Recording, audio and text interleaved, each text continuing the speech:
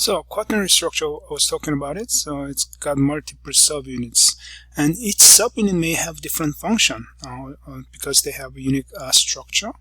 So if we have very complex large protein molecule, each subunit may have different roles in its overall function. So there may be if it's an enzyme, there may be catalytic subunits that are playing role in binding with the substrate and going through catalytic conversion. Also, there may be a regulatory subunit which may contribute the change of the overall structure. By doing so, it can regulate the activity of the enzyme. There may be an interaction like phosphorylation, dephosphorylation happening somewhere, which contribute a change of the overall structure. So yeah, that's found from protein with the quaternary structures very often. So those are bigger proteins that are serving mostly large tasks. Okay. Example of the quaternary structure, antibody is a good example. It's a large protein. It's made up with 1, 2, 3, 4 polypeptides, 2 heavy chain large polypeptides, and 2 small light chain polypeptides. Okay, and those are kind of linked through disulfide bonds as well as some hydrophobic interactions. Okay, so what do antibodies do? They bind with antigen here using the FAB fragment, antigen binding site there. So they are involved in antigen binding, recognition, and the activation of B cells, okay, immune cells. So, good example of a quaternary structure.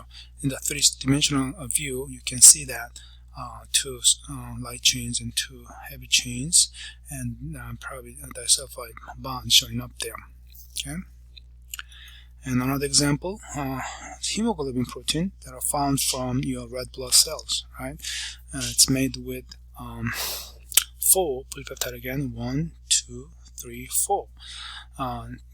So there are 2 alpha globin proteins and 2 beta globin proteins. Red patches showing up heme groups binding with ion complex. That's where oxygen binding happens. Okay. So when you look at large protein structure, okay, we call each small part which may have unique structure and function as a domain. Okay, so domain is normally made out of about 50 to 300 amino acid size, and they are normally stably folded. Okay, maintains a unique structure. So that could be a domain. That could be another domain. Okay. So sometimes domains are linked through something called a linker.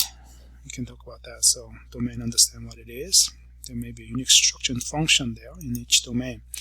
And the linkers connects 2 domains together, are normally made up with a structure of hydrophilic amino acid.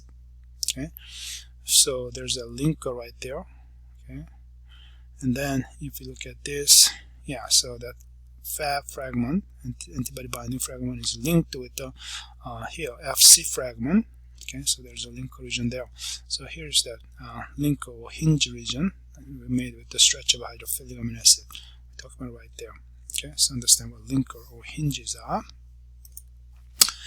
And then proteins after translation, the synthetic process, and they may be folded up, but there may be further chemical modifications happening on those proteins. Okay, those post-translational modification, we call them some chemical modification process. Okay, there are maybe glycosylation process that's done on the protein.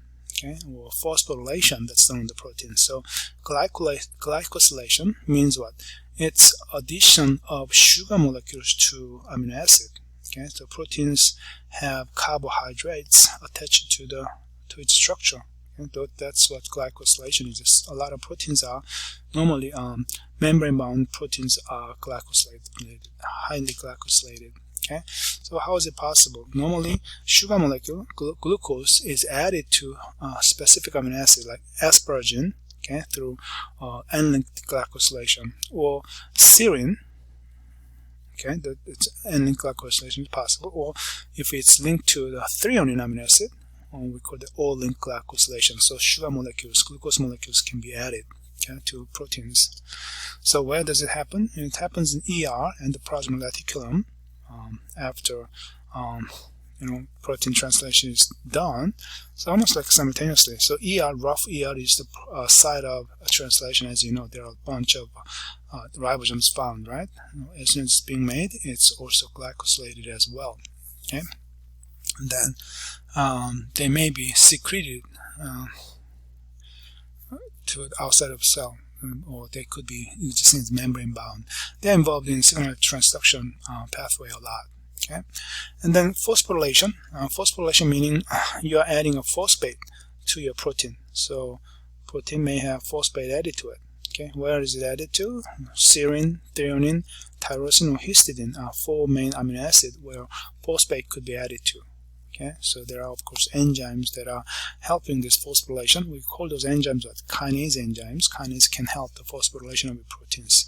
So good examples of this post-translational modification. So glycosylation, phosphorylation. There are some other things as well, like ubiquitination. So it's a protease modification. Ubiquitins are added to proteins. Okay, so there are a bunch of chemical modification that can happen after translation of your protein.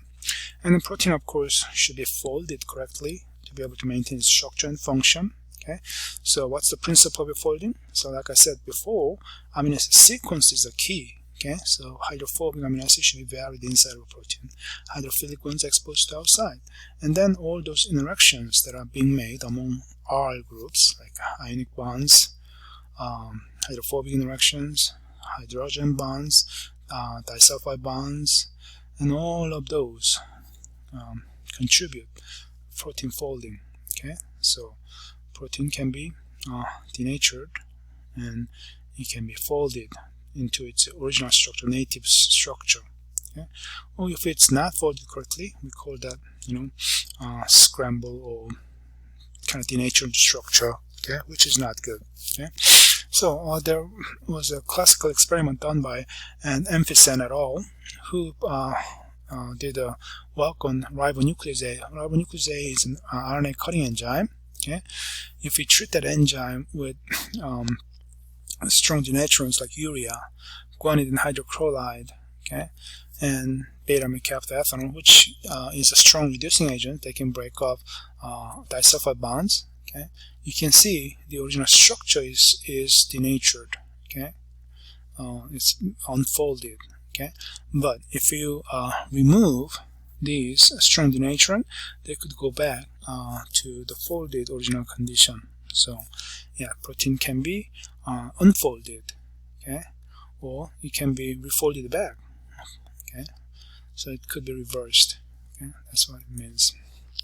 And proteins go through conformational changes. Conformational change is just structural change. Okay, and that structural change may be triggered by the environmental factor. It could be the pH change around it. It could be a salt concentration, ionic strength change. Okay, or it could be a phosphorylation on part of the protein. So many things can trigger these conformational changes. Okay, and conformational change of hexokinase enzyme is shown up there. Okay, so this structure, one conformation, can be switched to this conformation. So when you see the two conformation, the gap between these two units kind of narrowed there, right? How is it possible? When this enzyme binds with sugar molecule, glucose, sits there, then that binding triggers conformational change. Okay, so binding with sugar is a trigger of this conformational change. So these things can happen. So proteins do not just stay put with its rigid structure. It has some flexible structure. It changes structure. And structure change, conformational change, normally means the regulation of its activity. Okay, so there's a regulation maintained through that. And then we'll talk about different domains and structures of protein that are serving special functions. For example, the proteins that can bind with DNA, okay, they have very unique domains that can recognize and bind with DNA structure. So we are looking at this diagram. So this protein is existing with dimer of these two alpha helices. When it binds with the DNA, so this is DNA, alpha helical structure, right? So these two alpha helices go through the DNA in major groups, okay? And then alpha helices can make hydrogen bonds between the bases of the DNA and its side chains, okay? So you can see something like that. So that is a unique domain, DNA binding domain, that can be found from some of the DNA binding proteins like GCN4 transcription factor. Transcription factor is a special protein that are involved in the initiation or controlling the regulation of transcription of certain genes, right? So this particular transcription factor has this unique domain which is called coiled coil. So one coil, another coil, that's why it's called coil domain or motif. Okay, so these two helices, alpha helices, interact to form a dimer. So these two helices can come together, stay together, okay, because they have leucines. Okay, so leucines in every interval. So leucines are what? Hydrophobic amino acid. They can stay put together through hydrophobic interaction. Okay, so that's how they become multimerized, stay as a quaternary structure, and then they also have many lysine arginine residues in DNA binding domain. So down there they have arginines and lysines, okay, and they can go through the phosphate sugar backbone of the DNA. Okay, these brown threads are phosphate sugar backbone. Okay, and then specific bonding happens between the DNA bases and the side chain of the amino acid coming out in the alpha helices. That's how this protein GCN4 transcription factor recognize a specific DNA sequence on the promoter area. Okay, it only recognizes and binds on that sequence, nothing else. Okay, so coiled coil motif, coiled coil structure is a very unique DNA binding motif. Okay,